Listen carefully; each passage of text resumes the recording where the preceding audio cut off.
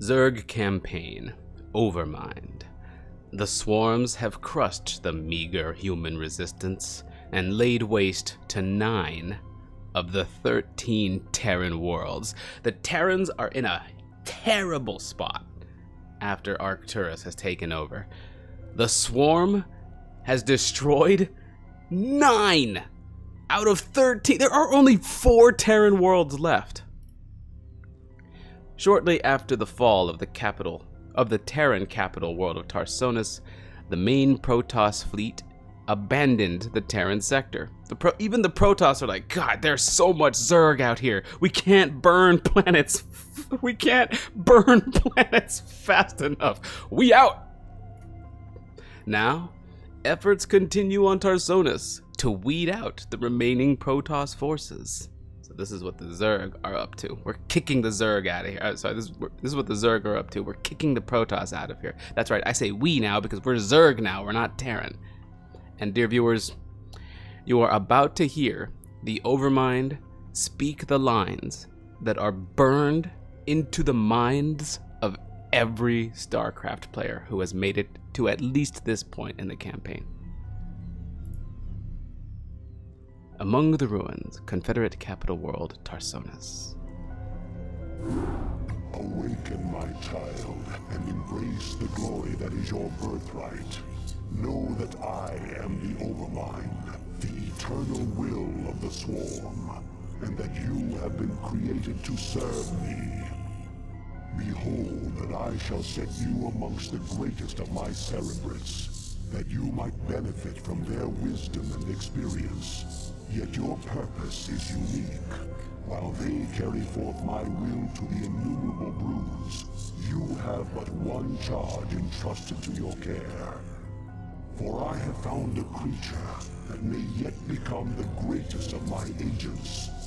Even now, it resides within a protective chrysalis, awaiting its rebirth into the swarm. You must watch over the chrysalis and ensure that no harm comes to the creature within it. Go now and keep safe my prize. Go now and keep safe my prize. That's not the line. Awaken, my child, and embrace the glory that is your birthright. Know that I am the Overmind, the eternal will of the swarm, and that you have been created to serve me. He's talking to me. I'm a cerebrate. And I know at this point, for any who don't know StarCraft, you have no idea what a cerebrate is, what the Overmind is, how cerebrates work, or how any of it works. I will try my best to explain. The Overmind controls the Zerg forces everywhere. All Zerg are controlled and connected to the Overmind via a psionic link, which is what Terran ghosts, have been tapping or could tap into, or they kind of share a sort of a psionic wavelength with Terran ghosts, and the Overmind is very powerful in this psionic wavelength. That's why the psi emitters attract Zerg. It's very much like the Overmind's own commands. The Overmind, however, is not connected to all Zerg just as they are. He sends out a massive signal, and cerebrates like myself and the others that he mentioned earlier, cerebrates receive and then redistribute that signal anywhere that they are. So we're sort of like living routers. Cerebrates are sort of like living routers. The Overmind sends out a signal, we take it, and we route it to all of our Zerg forces. But wait, it gets even more complicated than that, but that's the simple part of it. And I'll explain to you how it gets just a little bit more complex than that. Not much, it gets a little bit more complex than that, and I'll explain that during this mission. Objectives: create a spawning pool, create a hydralisk den, and protect the chrysalis. Now, he did mention something very important here. All other cerebrates control numerous Zerg broods. They have a lot going on. But our cerebrate, the character we play, has been created by the Overmind for one single purpose: to protect that chrysalis, the third objective there. So he's created a whole cerebrate, which normally is devoted to the control of millions, maybe billions or trillions of Zerg, he's created a whole separate Cerebrid for one brood, our brood, the one we'll be controlling.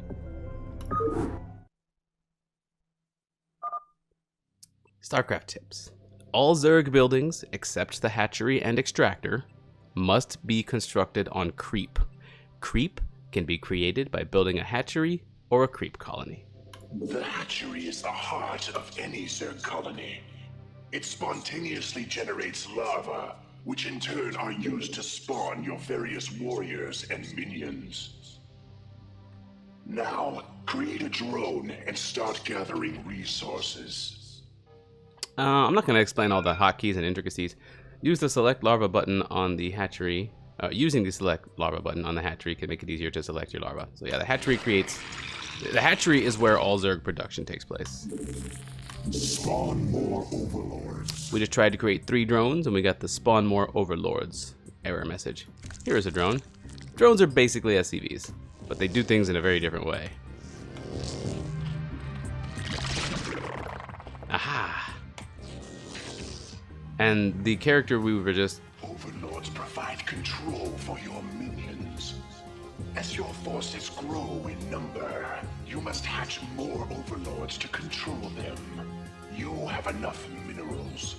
Select a larva and mutate it into an overlord. You do not need to use the hatchery and then the select larva button to do this. You can also just click a larva. The character speaking to us is Dagoth. That is what a Cerebrid is. That's what a Cerebrid looks like. That big jelly thing that we saw in here. Yeah, he's speaking to me psionically. He's Dagoth. He's one of... I guess he's been assigned by the Overlord, Overmind, to train me. So we're going to create an Overlord. Now, Overlords serve the same purpose that Terran supply depots and later Protoss pylons serve. And that is to increase our supply up here in the top right. Just like supply depots do, Overlords do this. From a lore perspective, the Overmind sends out a signal. Cerebrids take that signal and then distribute it to Overlords. These guys right here. These guys are like mobile supply depots, but they take the psionic signal that the Cerebrids send, and the Overlords are the ones that distribute it to the individual Zerg forces. So that's how Zerg work. God, I love Zergling sounds.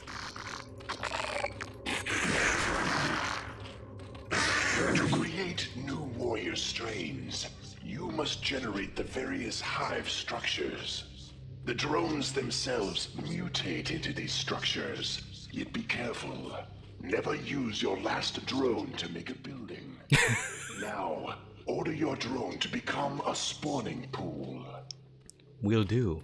You'll notice that structures can only implant themselves upon the creep. Yes, Zerg structures cannot be built anywhere. You can make creep colonies to extend the creep, but only a hatchery can be built upon open ground. So, unlike SCVs, drones do not build structures, they become them. Blech.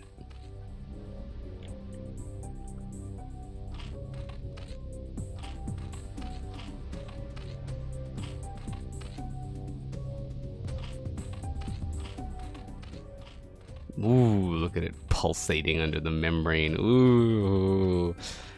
So the Zerg is becoming a Zerg structure. The drone is becoming a Zerg structure. Think of Zerg structures as organs, and think of a Zerg base as one big organism. This spawning pool contains the DNA of Zerglings. We can't currently train Zerglings from our larva without this spawning pool. Once it's hatched, or once this finishes, we now have the genetic strain to create Zerglings. Oh, I think that was the next part of the tutorial, and I think I just skipped it. Whatever. What are the actual objectives? Create a spawning pool, create a Hydra's den, protect the crystals. Okay. Anyway, as we know from the Terran missions, economy is incredibly important. It's the most important thing in the game. And here we have the chrysalis that we are assigned to protect. I I too am a cerebrate of the Overmind. I have located a small band of Terrans who could threaten the Chrysalis and the Hive Cluster. You must not allow them to leave here alive. Show me. There they are. Destroy the Terran encampment. Ooh, they've got a sizable little base out here. Okay, well anyway, let's start getting our economy pumping. Now that we've taken it slow and I've let you folks kind of take in everything that's happening here and begin to understand what a Zerg base is, what Zerg do, who the Zerg are, what they are. Now that we've got that out of the way, let's start playing some Starcraft. We don't really need too many more drones, but we're gonna do it anyway. One thing about Zerg hatcheries, they continually produce larvae at a set rate over time, up to a max of 3. Once they're at 3, they stop producing larvae.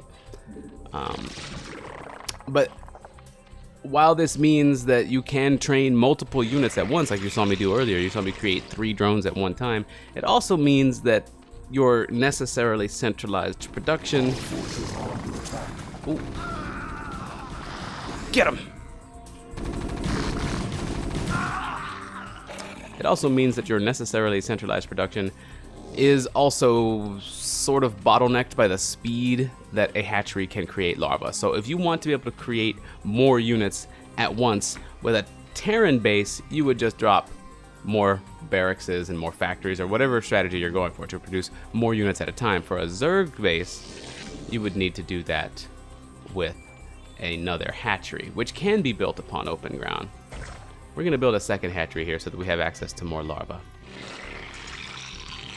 And again, one of the really cool things about the Zerg hatchery is that if you want to create 3 drones all at once, you just press S and then D. Man, that's so cool. And then here come 3 drones. This gives the Zerg a lot of strength as far as building their economy goes. Zerg are a race that spread, they infest, they grow. Like an infection or like an infestation of bugs, ants. And I guess that makes sense. Let's take these Zerglings. Let's take these Zerglings and go see how much punishment that Terran base can handle with just what we've got. We won't even leave behind any for defense. Let's just go see what we can do while we wait for this. That is a Goliath. Oh, he's running. Surround! Attack! Oh, they got a few units out here, huh? Surround! Attack!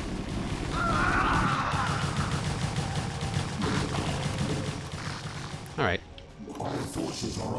So while they do that, we'll check on this hatchery.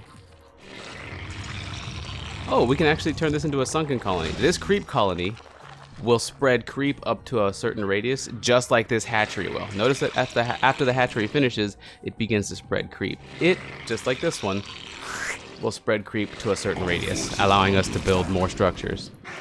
Uh-oh. So, we're going to turn this creep colony, which is spreading creep, into a sunken colony. That is a Zerg defensive structure. Hey, look, we happen to have a marine. We happen to have 2 Zerglings left. Get them! Now, Zerglings... We're going to use drones for this. Okay, there we go. We're good. Sunken colony finishes. Zerglings are an interesting unit. They hatch in pairs. That's right. For 50 minerals, you get 2 Zerglings. This is quite a strength. It does mean that each Zergling costs 25 minerals and is individually a fairly weak unit. But the fact that you get 2 enables you to do things like scouting easier. They're cheap units, which our attack force died out there. They're cheap units. Oh, they sent a force to defend. Okay. They're cheap units, and having cheap expendable units is potentially pretty useful. And we'll get some more overlords going. Where's my other one? They didn't kill this one. Good. Zerg units, if you'll notice down at the bottom here, I have this overlord selected, also heal over time on their own, unlike Terran units.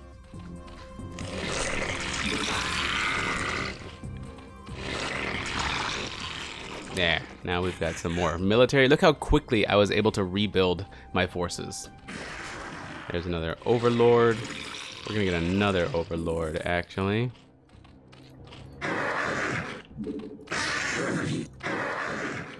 And I like Overlords patrolling around my base. It's like a style thing. I do it because it makes the base look cool. Also, Overlords are detectors. Remember how we had to build a starport and attach a control tower to the starport and build a science facility before Terran could get mobile detection? Zerg start with mobile detection in the form of their Overlords. So as you can see, Zerg units are a little bit less straightforward than typical RTS units. Each one of them can and do serve multiple purposes, even from the start. All right. Well, now we're going to build a Hydralisk Den, because that's one of our objectives. Wait, yeah, that's one of our objectives. Build. We require more Vespene gas. Of course, I didn't pay any attention to the gas. Just like Terrans, Zerg need to build a structure on top of the geyser. So what you're going to turn this drone into another giant organ and extractor.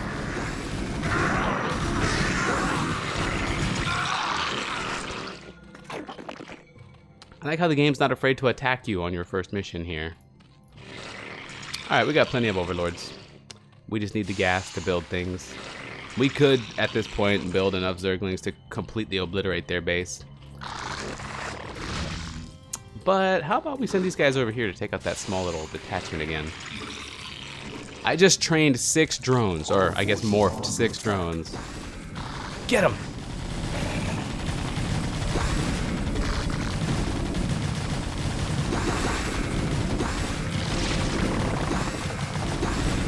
Forces are under attack. They actually have quite a number of forces. So we're gonna do this, get all of these drones on gas.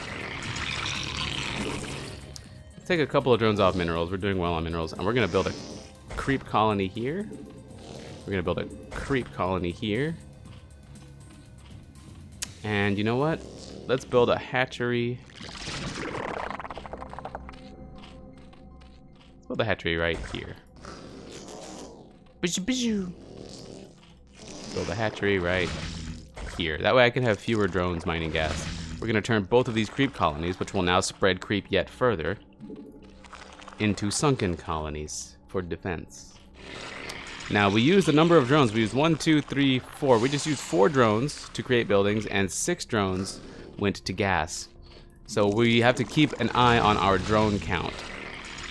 You want to replace drones as you use them up. These sunken colonies should be enough to defend us from any further attacks. We may be attacked from the north side too, so let's supplement this defensive structure with, you know what, one right here is probably fine.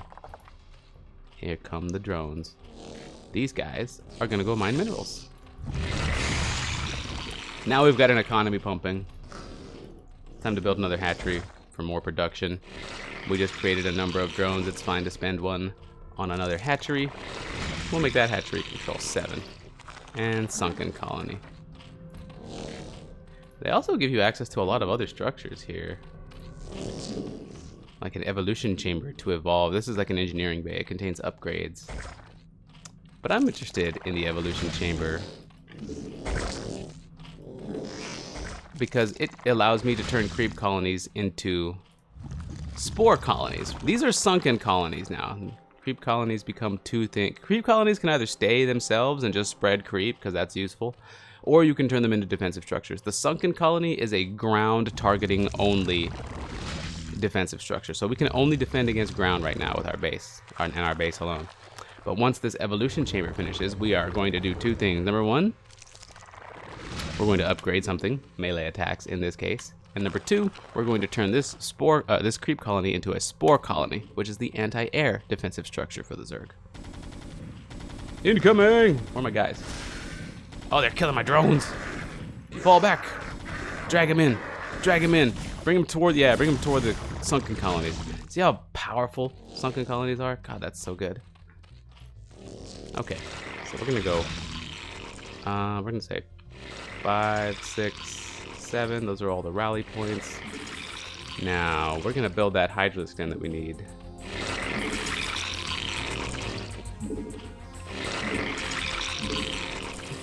But first we're gonna get some more Zerglings. And now here comes the den.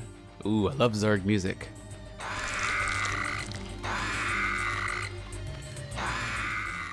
I want you to spend just this next little quiet part just listening to the music and sounds of the Zerg.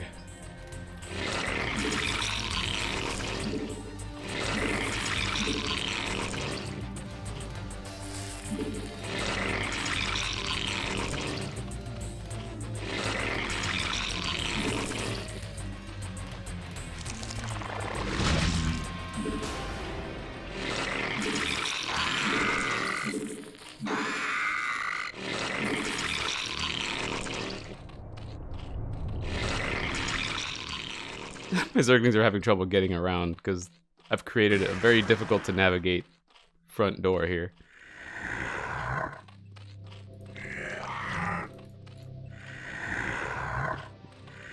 All forces are under attack.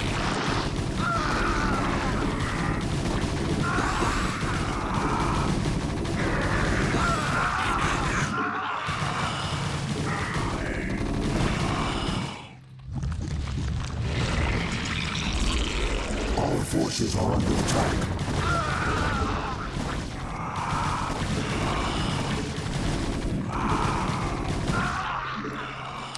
Yes, this attack was much more successful, in part due to the larger numbers, but also, dear viewers, in part due to, well, let me introduce the Zerg Hydralisk. Probably the most iconic of all Zerg units, the Hydralisk is used to represent Zerg in basically all forms of marketing, images, everything. They are emblematic of the Zerg. They fire needle spines out of their chests when they attack. And we're going to attack one of my own Zerglings here to show that off. Needle spines coming out of their chest. That is freaking awesome. A lot of people think it's acid. It's not acid. They actually open their chest and fire needle spines out of it. They are a ranged attacker. But they're not very fast to start. They can't really keep up. That's why I evolved this muscular augments upgrade during that fight. And then we can also increase their range from the den as well. We can also increase their missile attacks from the evolution chamber. Now,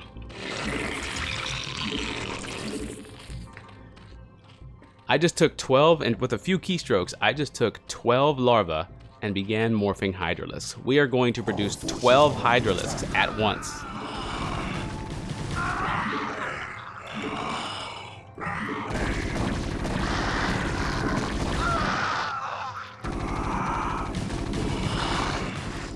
Don't let them sucker you into a fight before we have everything we need. Oh, the hive cluster is under attack. Well, we just morphed 12 Hydralisks, so let's get them defending. Actually, the base is going to defend itself pretty fairly. All right. Now then, let's take these 12 Hydralisks and what we've built up and go annihilate that Terran base.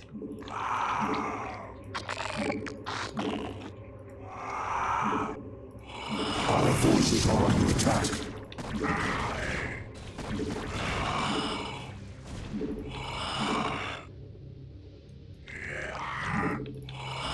Our forces are under attack. Now this is how the Zerg roll.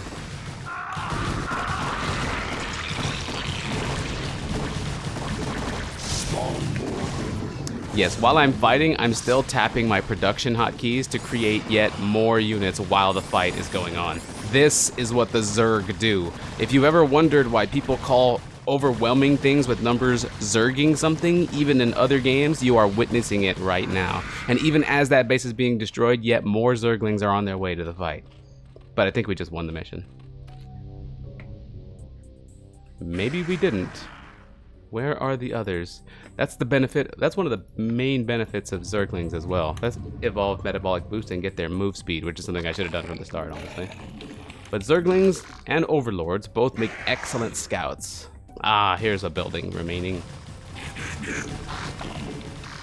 Let's just go search all the dark parts of the map and finish things off. That should be the last structure.